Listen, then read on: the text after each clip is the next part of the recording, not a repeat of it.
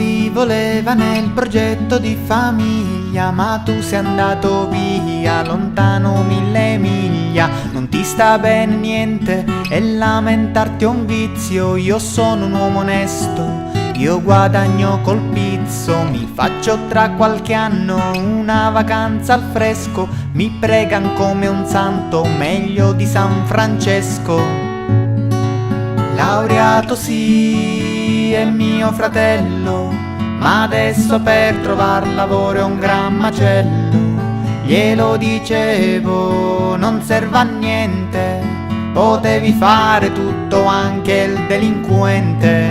Con 2 annetti al Lucciardone ti garantivi un posto fisso alla regione. Ma che ti frega, lo fanno tutti, semina erba e prima o poi raccogli frutti. Laureato sì, laureato sì, laureato sì, laureato sì, laureato sì, laureato sì, laureato sì, laureato sì.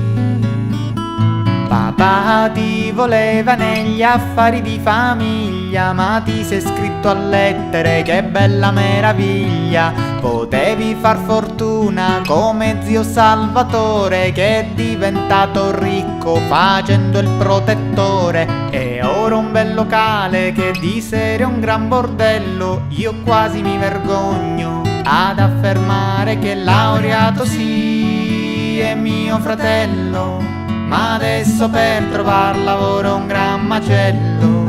Glielo dicevo, non serve a niente, potevi fare tutto anche il delinquente.